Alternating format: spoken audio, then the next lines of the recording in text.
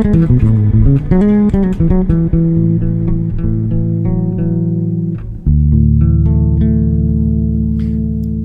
everybody, welcome to this episode of the podcast.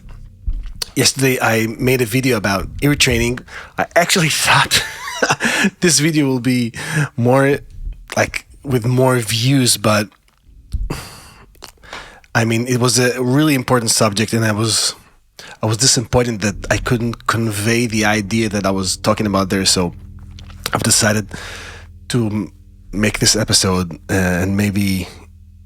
Yeah, sometimes I'm making videos and I have an idea of what I'm going to say, but sometimes these ideas need more and more time to be sharpened, I guess.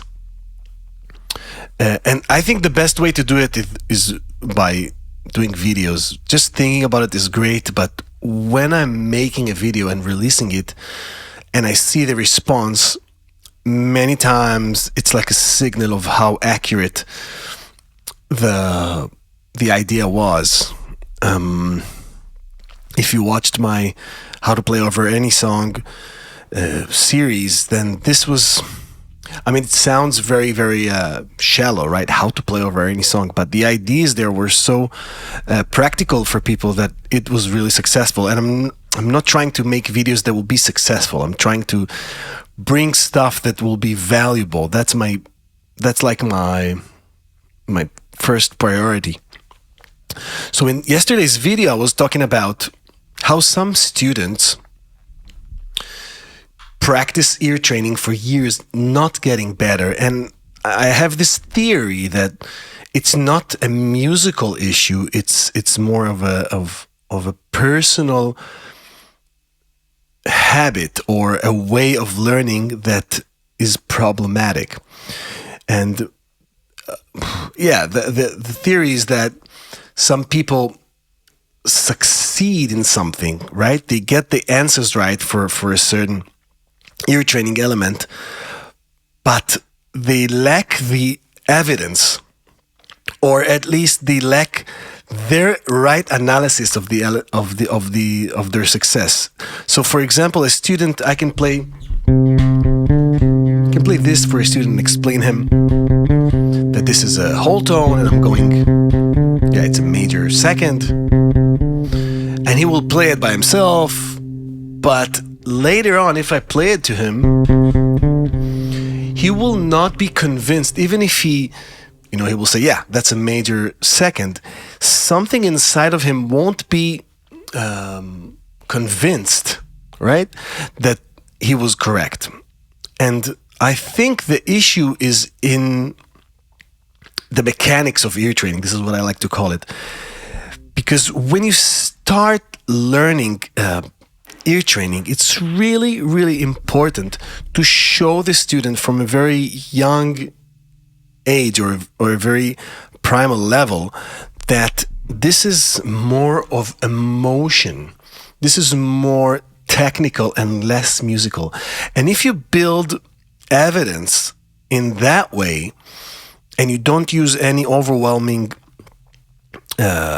words, right, or terms, for some students that can build the trust that they need in themselves.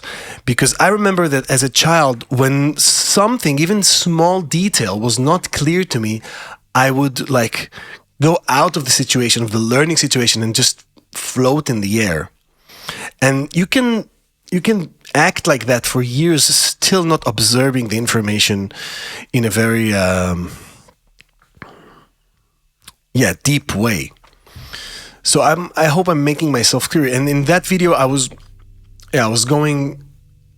teaching just minor seconds, but I didn't call them minor seconds.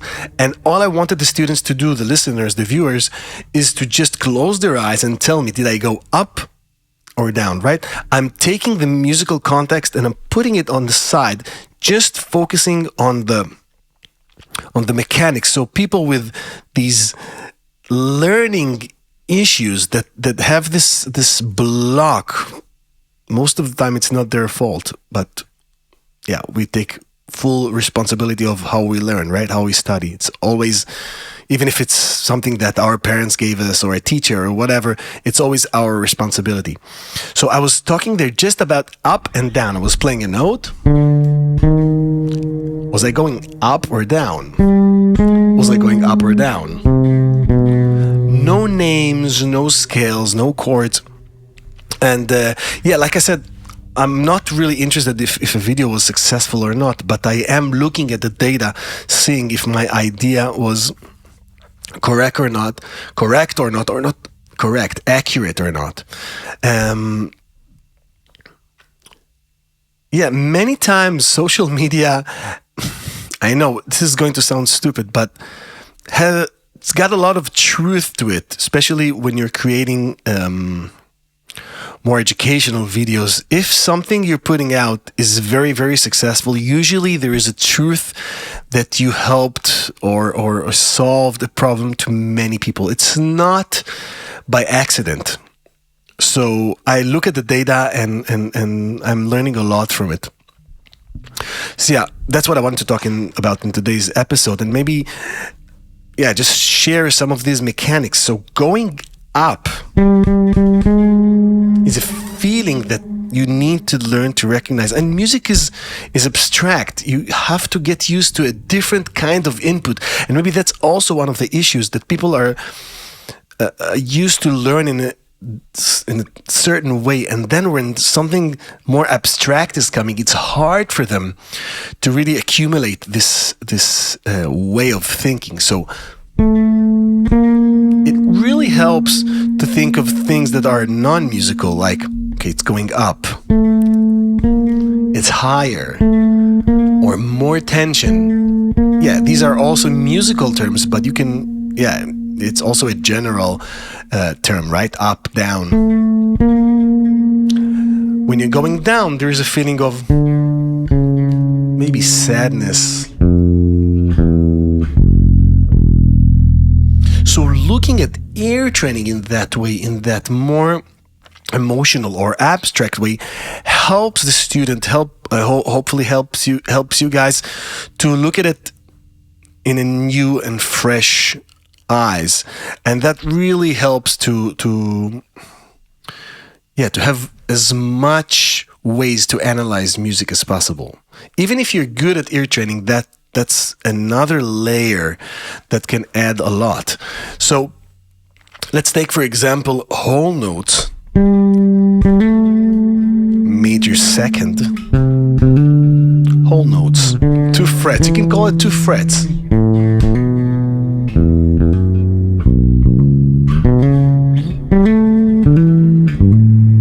More open sound, right? And it's really important to compare. So I'm going to go up half steps, then whole steps, half steps.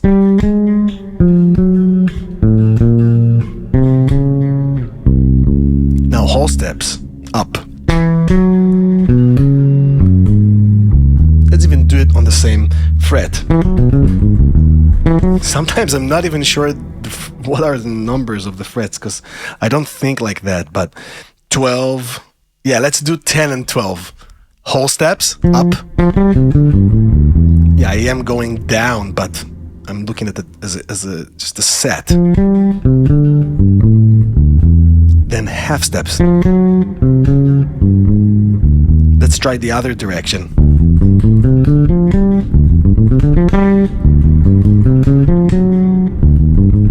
Much more dark, much more condensed.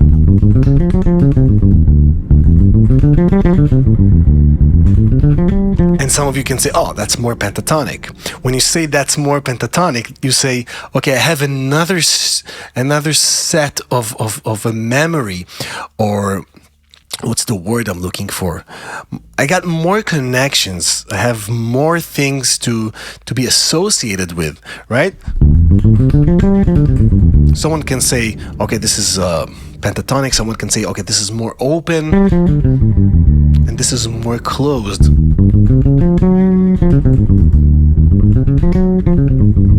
So I had a teacher once in music school. He told me nobody cares how you learn something as long as you know it. You know it. Nobody cares what is the process you're doing inside your head. If you're thinking of elephants when I'm playing half steps, or if you're thinking of balloons when I'm playing whole notes.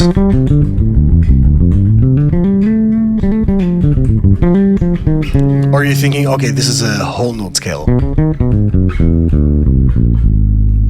Oh, it reminds me of a certain feeling.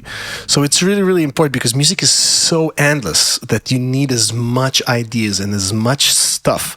And maybe that's another idea. You know what? Now that I'm thinking about it, these people, right? It's also me and you. Sometimes we are, so maybe I won't call them these people. So sometimes we rely on one way of getting a signal, of understanding something. And in music, sometimes it's multiple ways at the same time. It's auditory, it's also emotional, also using the memory. So it's really, really wide and strange and beautiful, the way we think of what we hear, right? Because, yeah, ear training is really, really unique and beautiful. And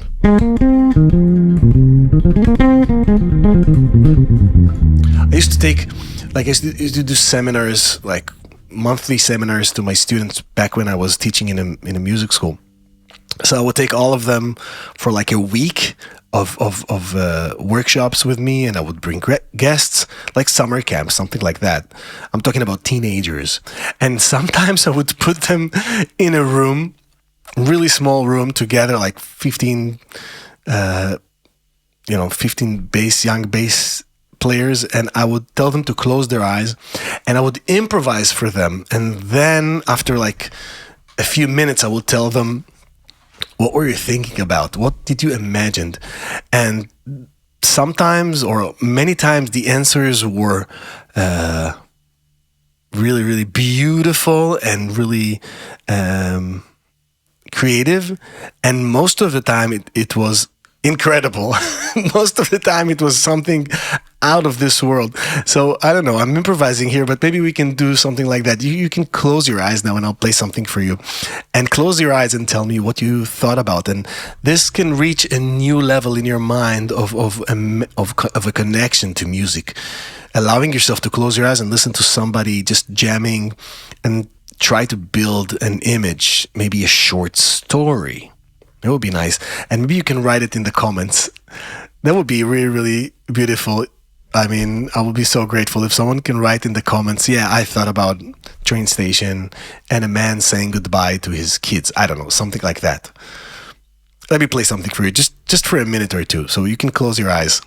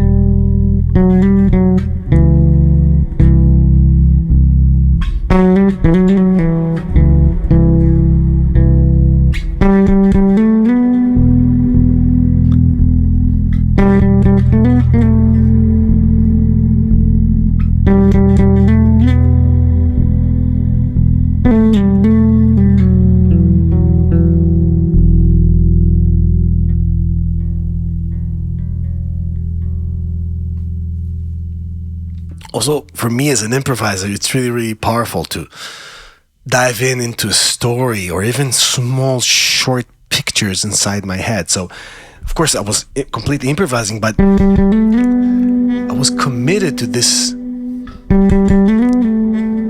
lick. And then I looked at the bass and I'm like, okay, I can play this as the bass.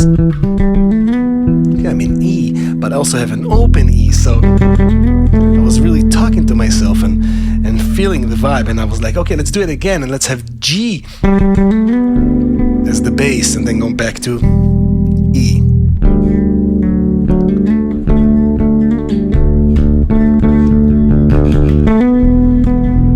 And then this like B part. Yeah, like a D flat major 7 going to C major 7.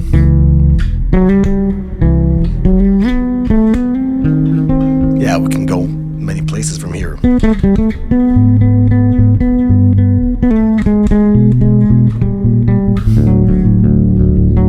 I love this voicing, like playing a major 6 with an open string in the middle.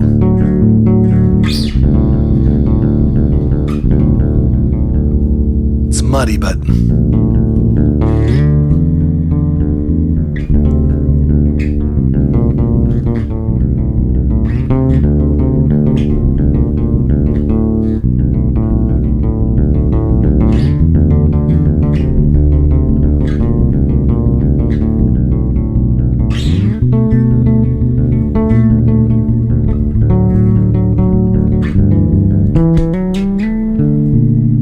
yeah.